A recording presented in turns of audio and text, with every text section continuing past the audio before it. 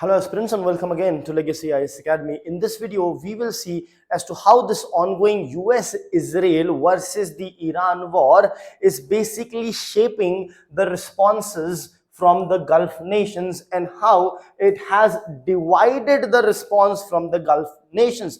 That means the different countries in the Gulf region are reacting in a different manner to this ongoing conflict.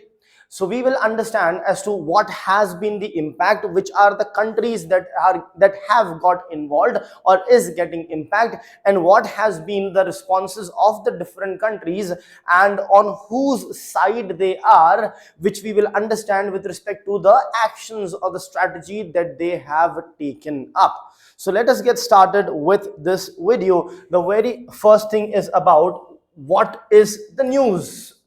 So the news is, as I mentioned, about the ongoing US-Israel versus the Iran conflict. Now, this conflict has entered its second month. So it is, of course, a long drawn battle. Now, when will it stop? We don't know. It can stop right away or it may drag on for months altogether.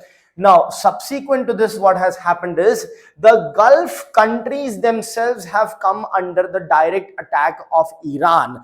Now, the reason being, now when US, Israel and Iran are involved, why are the Gulf nations getting involved or dragged into it? That is because these Gulf nations are hosting US military bases. That is very important. Now, US military is the one that is attacking them. US military can use these bases to attack further, to attack Iran further, as a result of which Iran is attacking the US bases in the neighboring countries. Iran is very clear, saying that it will stop, of course, if you do not allow the US to use your country as bases and not allow these bases to be used for attack on Iran. If you can promise that, fair enough. If not, they will respond and attack the bases, as a result of which these Gulf countries are now involved. Right now, since they are involved, it has led to horizontal escalation.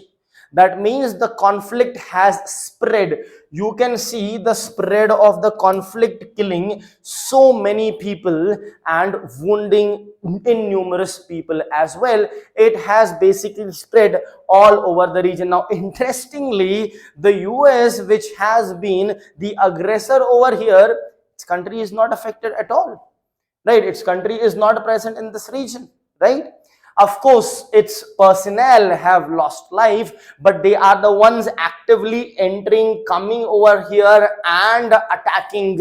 No one is entering USA's territory and doing so. So how convenient can it be that USA sits far away and attacks these countries, and in response their bases are attacked and not a single risk for their own homeland?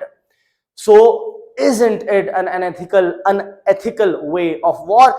Anyway, the issue here is that the Gulf nations themselves have allowed the bases of military of US on their soil, which is now being used by the United States of America. So that is how the war has basically escalated horizontally. Now, if you look at the countries that have been most affected, of course, will be the countries surrounding this region, not surrounding Iran, rather the countries which has the US bases, and maybe the countries that are strategically aligning in favor of US. Of course, when they have bases, they are already in favor of US, but at least after this aggression from US, they should at least take the side of the victim against the perpetrator, raise the voice against the perpetrator, that is US and Israel.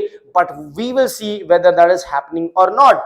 So the most impacted countries are Saudi Arabia, United Arab Emirates, Oman and Qatar, as you can see over here. So this is where Iran is.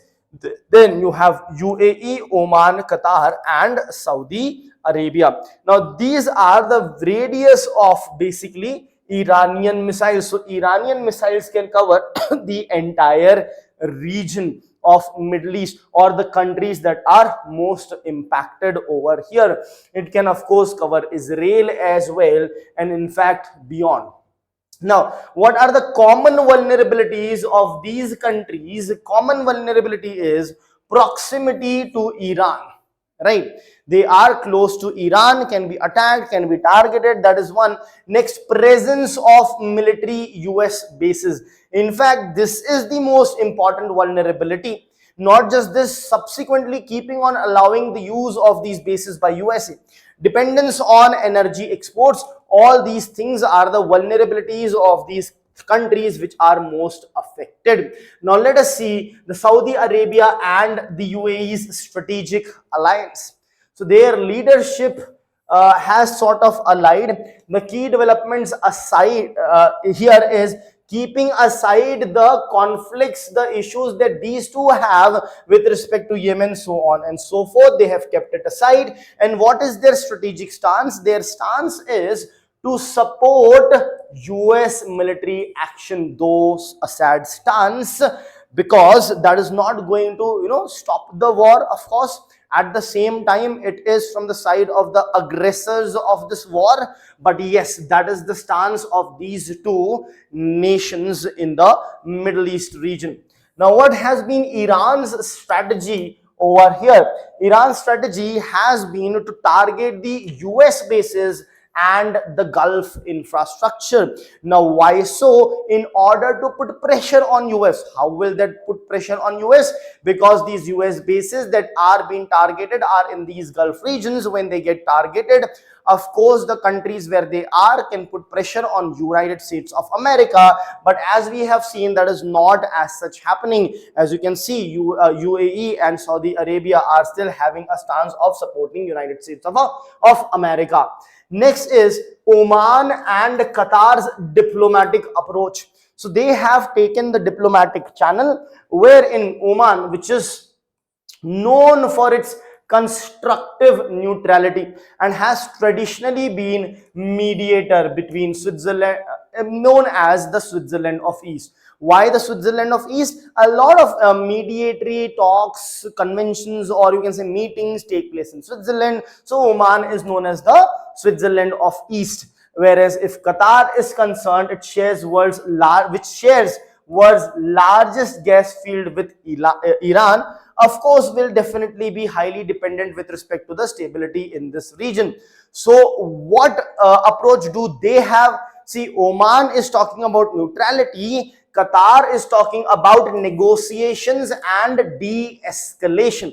At the same time, it has criticized the military escalation that is happening. So these two countries are at least those countries which is having some common sense prevail within themselves, because the war is not going to suit anyone, only the arms manufacturer, for example, and the future aspirations of countries like Israel, USA to basically own, rule the other regions, others countries, and become more and more powerful. Only their benefits it is going to suit, but not to the majority of the world, the rest of the world, the civilians, etc. So these two countries seem to have understood that. Now, if you look at the economic and strategic consequences, approximately $200 billion have been lost. So this is around 186, 200. There's not exact estimation, but round about $200 billion have been lost. Now, economic cost you're talking about, but what has happened is thousands of lives have been lost. Those 160 plus girls' lives were lost on the very first not very first, but the very first hour of the attack, the initiation of the attack, wherein you have precision missiles, etc. But still, the girls' school was targeted.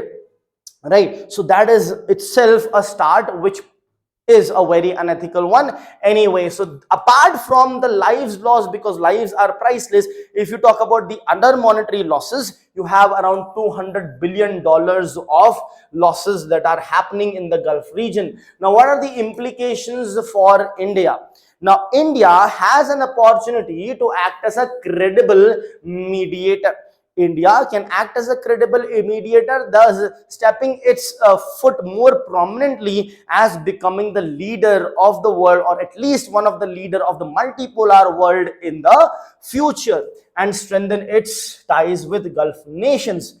The strategic importance is the energy security and the safety of India's diaspora. My own friends are there in the Gulf region who are scared for their life every now and then, right?